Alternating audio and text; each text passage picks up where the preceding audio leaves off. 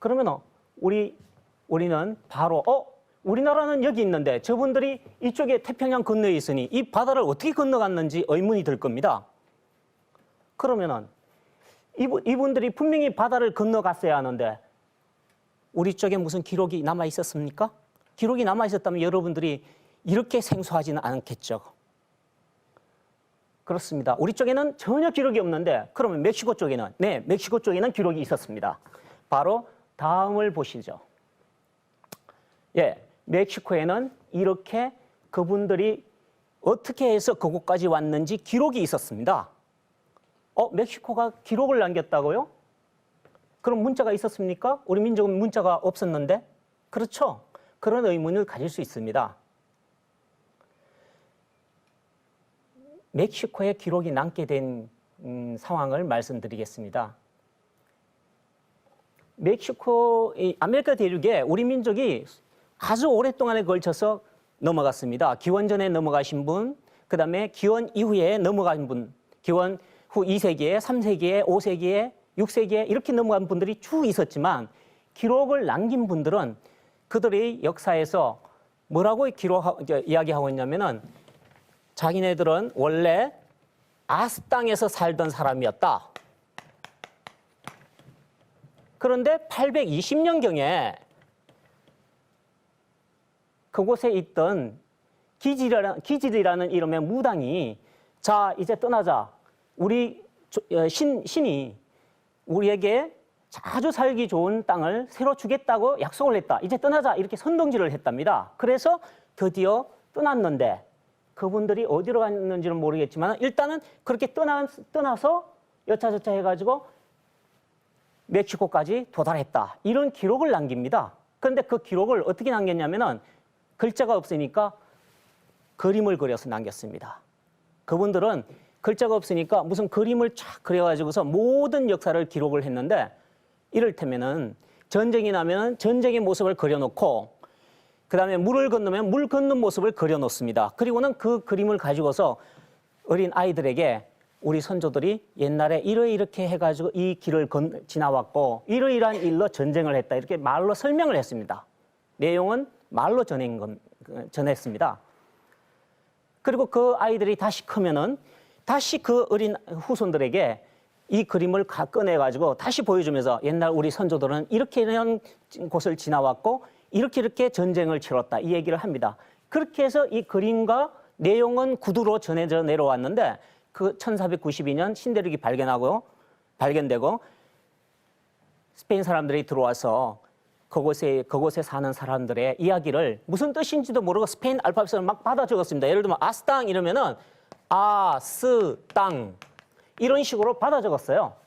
그리고는 나중에 이 뜻이 무슨 뜻이냐 이렇게 물어봤습니다. 물어봤더니 이거는 하얀이고 땅은 장소를 가리킨다. 이런 식으로 설명을 해서 그럼 스페인어로 옆에 그 설명을 적었습니다. 바로 그러한 기록이 제가 이렇게 해석을 한 기록들입니다. 이제 이 기록을 한번 읽어볼까요? 신성한 나의 사람, 메기 사람이 그들에게 분명하게 말했다. 그들 자신들이 바다가 갈라진 이곳으로 떠나려고 제일 처음 온 사람들이 아니라는 것을 알아듣도록 말했다. 그래서 바다가 갈라져 있고 그 하늘의 물이 수없이 여러 번 나눠져 있는 이곳으로 통과했다.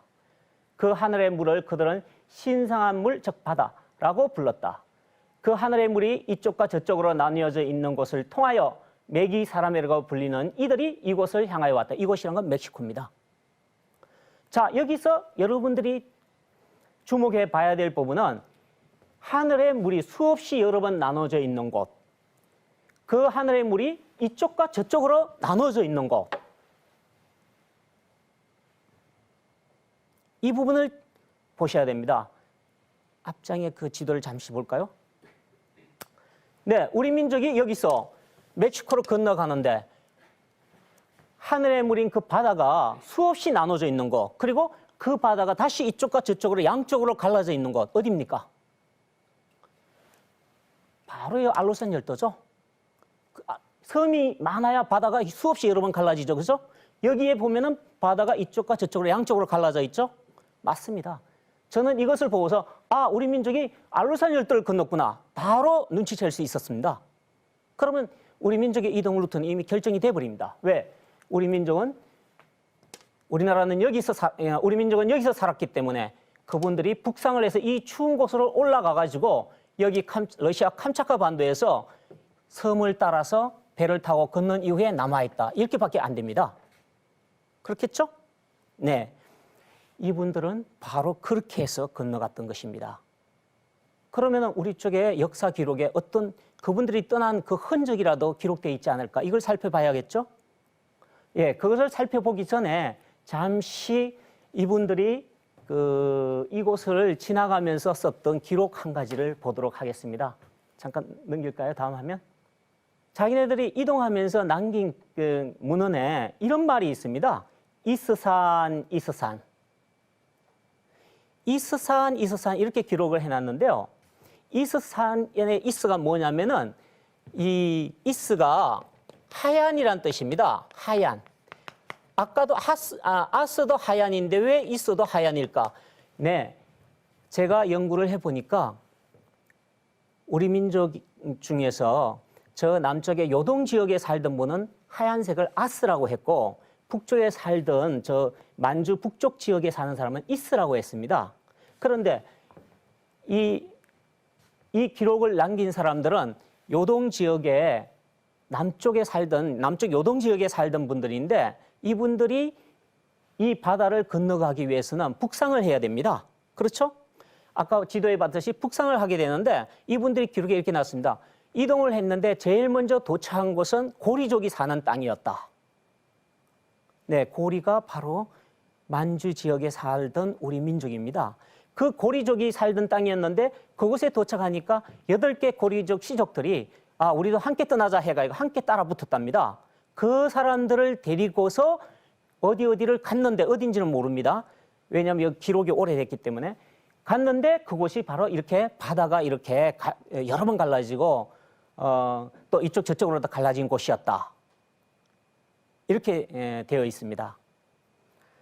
자, 그런데 그게 환경을 이서산 이렇게 적었습니다. 그러니까 산은 뭐냐면은 한자의 산입니다. 이분들이 떠난 시기가 820년이기 때문에 우리 민족이 한자를 받아들인 것은 기원 후 4세기경부터입니다. 그러니 400년이 정도 지나면은 간단한 한자 정도는 이미 익숙해져 있을 시기입니다. 그렇죠? 따라서 이서산은 하얀 산을 가리킨다는 것을 금방 알 수 있었습니다. 자, 볼까요? 예, 이게 러시아 캄차카 반도의 여름의 풍경입니다. 산이 전부 다 흰 눈으로 덮여 있습니다. 그러니 이서산 이럴 수밖에 없었겠죠.